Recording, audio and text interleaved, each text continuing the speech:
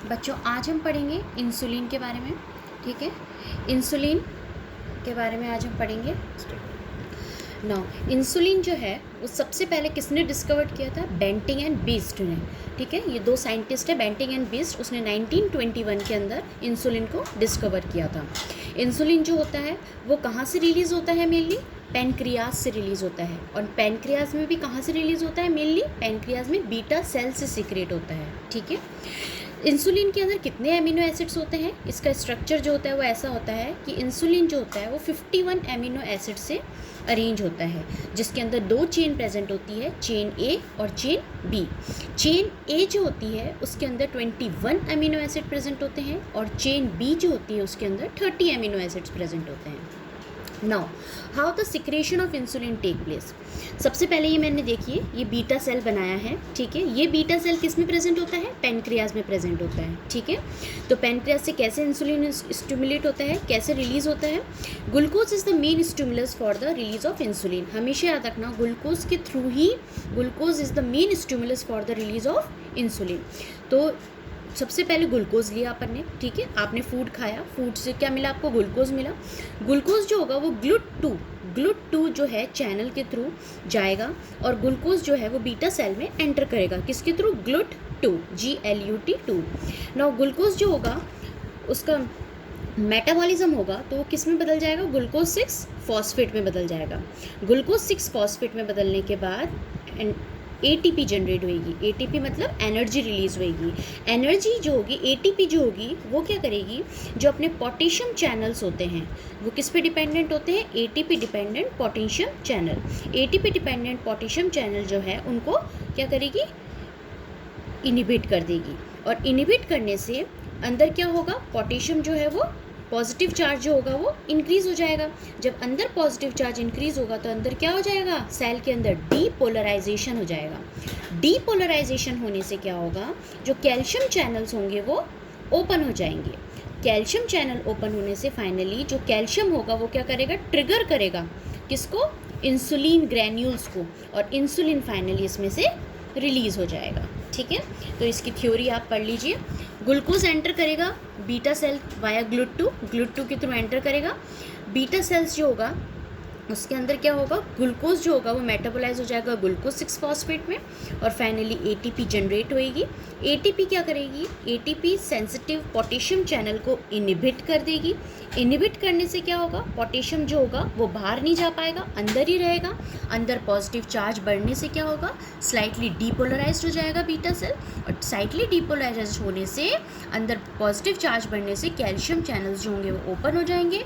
Calcium channel जो होगा वो इंसुलिन के वेन्यूल्स को, इनके ग्रैन्यूल्स को ट्राइगर करेगा और फाइनली इंसुलिन वहाँ से रिलीज़ हो जाएगा। ठीक है, नाउ ये था अपना सिक्रेशन ऑफ इंसुलिन। अब हम आगे पढ़ेंगे। ऑलवेज रिमेंबर, जो सोमेटोस्टेटिन हार्मोन होता है और अल्फा-2 अगोनिस्ट जैसे मिथाइल डोपा, क्लोनिडीन जो ड्रग्स होती हैं, हमेशा ध्यान रखना बच्चों, ये इंसुलिन के रिलीज़ को इनिबिट करती है, कम करती है। और जो ग्लूकागॉन या वेगस नर्व या फिर बीटा-2 रिसेप्टर जो होते हैं वो हमेशा ध्यान रखना इंसुलिन को स्टिमुलेट करते हैं, उसके रिलीज़ को बढ़ाते हैं insulin. Now what are the action of insulin in our body? क्या करता है काम? इंसुलिन का क्या काम है अपनी बॉडी में? हमेशा ध्यान रखना है, as we know that insulin कब लिया जाता है? जब अपने अंदर ब्लड ग्लूकोज का लेवल बढ़ जाता है। तो ऑब्वियस सी बात है, ये क्या करेगा? It decreases the blood glucose. ये क्या करेगा? ब्लड ग्लूकोज को अपना कम करेगा। कैसे कम करेगा? अब इसके डिफरेंट मैकेनिज्म है। सबसे पहले क्या करेगा? ये स्टिमुलेट द अब क्या करेगा है? जितनी भी अपनी मसल्स होती हैं, ठीक है, उसके अंदर ग्लूकोज की एंट्री को बढ़ा देगा। ठीक है, तो अपनी मसल्स और फैट के अंदर स्टिमुलेट करेगा एंट्री ऑफ ग्लूकोज को। इस कैसे बढ़ाएगा? GLUT4 जो है उसके सिंथेसिस को बढ़ा देगा, increasing the synthesis of GLUT4। ठीक है, now next is inhibiting the glycogenolysis. What is the term meaning of glycogenolysis? ठीक है, ग्लूकोजिनोलाइसिस मीन्स, जैसा कि मैंने यहाँ मेंशन कर रखा है, break down of glycogen to glucose. मतलब ग्लाइकोजन से ग्लूकोज बनने को रोक देगा। अगर ग्लूकोज नहीं बनेगा तो अपनी बॉडी में अपना ग्लूकोज का लेवल कम हो जाएगा, तो उसके लिए ग्लूकोजिनोलाइसिस कर देगा, उसको कम कर देगा ये। नेक्स्ट है gluconeogenesis. What is the meaning of neo? मतलब formation of glucose from the non carbohydrate product. तो नॉन कार्बोहाइड्रेट प्रोडक्ट से ग्लूकोज के फॉर्मेशन को भी ये कम कर देगा, ठीक है, नए ग्लूकोज के फॉर्मेशन को कम कर देगा। Now next is increasing glycolysis. Means what is the meaning of glycolysis? Means break down of glucose. तो ग्लूकोज के ब्रेक डाउन को बढ़ा देगा, ठीक है। Next is increasing glycogenolysis. Means glycogen के सिंथेसिस को ये इंक्रीज कर देगा। मतलब ग्लूकोज तो नहीं बढ़ेगा लेकिन ग्लाइकोजन के सिंथेसिस को ये बढ़ा देगा। तो इसमें 4 टर्म है, ग्लूकोजिनोलाइसिस, ग्लूकोनियोजेनेसिस, ग्लाइकोलाइसिस एंड ग्लाइकोजेनेसिस। तो ये 4 टर्म हमेशा आप अच्छे से लर्न कर लीजिए और इसके मीनिंग्स मैंने साइड में मेंशन कर रखे हैं। Now next is inhibit the lipolysis. Lipid के ब्रेकडाउन को रोकेगा ये। इंक्रीजेस द सिंथेसिस, हमेशा ध्यान रखना ये प्रोटीन के सिंथेसिस को और प्रोटीन के ब्रेकडाउन को रोकता है, ठीक है। तो increases the synthesis and decreases the breakdown of protein, ठीक है। तो इसके अंदर मेन टारगेट क्या है अपना? ग्लूकोज के लेवल को कम करना। Now what are the types of insulin we used? First is what are the classification of insulin? We use rapid insulin, short acting insulin, intermediate acting insulin, long acting insulin and the newly formed insulin, that is inhalational insulin. Now first we will discuss about the rapid insulin. Now what is rapid insulin, or you can say ultra short insulin? Lispro, aspart, glulisin. Always remember the drugs we use, the type of insulin Lispro, aspart and glulisin. It has a rapid onset of action within 20 minutes. 20 minutes में इसका असर शुरू हो जाता है, लेकिन short duration of action के लिए होता है। कितनी देर तक? 4 घंटे तक इसका असर रहता है। These are taken just 20 minutes before the meal. 20 minute पहले अपन खाना खाने से 20 मिनट पहले अपन इसका इंजेक्शन लेते हैं। कैसे लेंगे अपन? हमेशा इंसुलिन को कैसे लिया जाता है? हमेशा सबक्यूटेनियस रूट से लिया जाता है, ठीक है। मोस्ट रैपिडली एक्टिंग जो होता है ये अल्ट्रा शॉर्ट इंसुलिन जो होता है मोस्ट रैपिडली एक्टिंग इंसुलिन होता है, और इसको अपन मोनोमरिक इंसुलिन भी कहते हैं। क्यों? क्योंकि ये जब अपन ऐसी इंजेक्शन लगाते हैं तो ये मोनोमर्स में कन्वर्ट हो जाता है, इसको कहते हैं monomeric insulin. Now next is our short acting insulin, और you can say regular human insulin. यही एक ऐसा इंसुलिन है, this is the only short acting insulin which is given by also IV route. इसको अपन IV रूट से भी दे सकते हैं। ऑनसेट ऑफ एक्शन इसका क्या होता है? 60 मिनट्स में होता है, ठीक है। 60 मिनट में जो इसका ऑनसेट ऑफ एक्शन होता है, और 6 घंटे तक इसका असर रहता है, ठीक है। इसका 6 घंटे तक असर रहता है। रेगुलर इंसुलिन जो होता है needs to be taken 60 minute before meal, और अपन को आधे 1 घंटे पहले, कम से कम 1 घंटे पहले खाना खाने से पहले इसको लेते हैं, ठीक है। यही एक ऐसा इंसुलिन है, हमेशा ऑलवेज रिमेंबर, जिसको SC, सबक्यूटेनियस, IM, इंट्रामस्कुलर और IV रूट के थ्रू भी दे सकते हैं, ठीक है। Now next is intermediate acting insulin.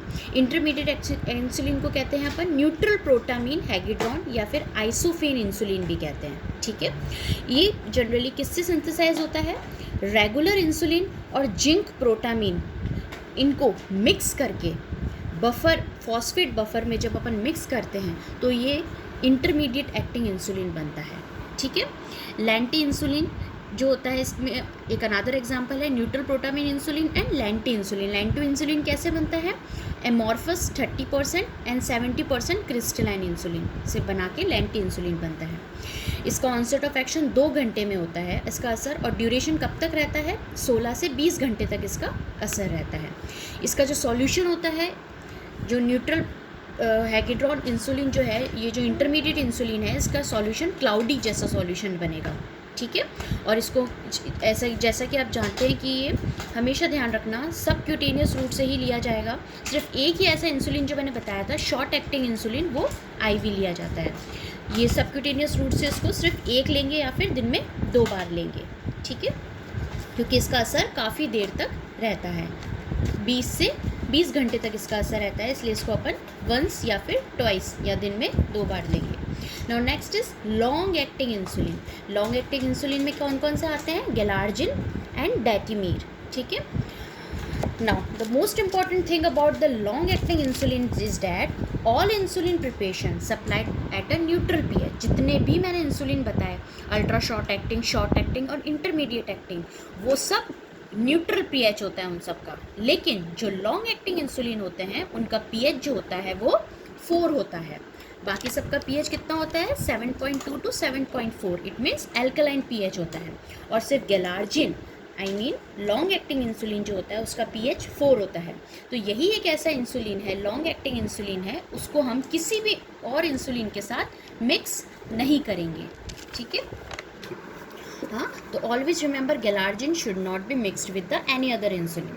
Now what are the site of insulin? You can see in this diagram कि इंसुलिन का इंजेक्शन कहाँ कहाँ लगता है। एक तो प्रॉक्सिमल आर्म्स में लगता है, ठीक है, बैक में लगता है, हिप्स में लगता है और थाइज में लगता है, ठीक है। एब्डोमिनल एरिया में भी लगता है, लेकिन ऑलवेज रिमेंबर जो पेरी अम्बलाइकल एरिया होता है, ये जो पेरी अम्बलाइकल एरिया होता है, अम्बलाइकल के चारों तरफ, यहाँ पर कभी भी इंसुलिन नहीं देते, इसके चारों तरफ आप कहीं पर भी इंसुलिन लगा सकते हो, ठीक है, पेरी अम्बलाइकल एरिया को छोड़कर, ठीक है। Now what are the side effect of insulin? Side effect of insulin is hypoglycaemia, ठीक है। एज यू नो डैट कि ज़्यादा इंसुलिन का लेवल बढ़ने से क्या होगा, अपना ग्लूकोज लेवल जो होगा वो बहुत ज़्यादा कम हो सकता है, ठीक है, हाइपोग्लाइसीमिया हो सकता है, ठीक है। नेक्स्ट इज एलर्जिक रिएक्शन, ठीक है। एलर्जिक रिएक्शन में क्या होता है? स्वेलिंग एंड रेडनेस हो जाती है at the site of injection. Now next is our lipodystrophy. What is the meaning of lipodystrophy? Lipodystrophy में होता है जो एक मेडिकल प्रॉब्लम होती है, उसके अंदर क्या होता है, abnormal distribution of fat in the body हो जाता है, ठीक है, और या फिर एबनॉर्मल एक्युमुलेशन ऑफ फैट। तो लिपोडिस्ट्रॉफी जो होती है at the site of injection, ठीक है, इसको अवॉइड करने के लिए अपन को प्योरीफाइड इंसुलिन प्रिपरेशन यूज़ करनी चाहिए, ठीक है। Now next is our insulin resistance, ठीक है। अगर पेशेंट को अपन मोर देन 200 यूनिट हैं पर डे इंसुलिन देते हैं तो इससे क्या होता है, पेशेंट के अंदर रेजिस्टेंस डेवलप होने लग जाता है फॉर द इंसुलिन के लिए, ठीक है। Now next is oedema. Oedema भी हो सकता है ज़्यादा इंसुलिन लेने से due to salt and water retention की वजह से, ठीक है। और हाइपोग्लाइसीमिया जो है वो सबसे मोस्ट कॉमन जो साइड इफ़ेक्ट है इसका, वो मोस्ट कॉम्प्लिकेटेड वो है हाइपोग्लाइसीमिया। हाइपोग्लाइसीमिया में क्या क्या सिम्टम्स आएंगे अपन को, पेशेंट के अंदर क्या क्या देखने को मिलेगा? Sweating, trimmer, palpitation, anxiety and tachycardia, ठीक है। पेशेंट को स्वेटिंग होने लग जाएगी, उसको ट्रिमर, कपकपाहट, है ना, और उसकी हार्ट रेट बढ़ जाएगी।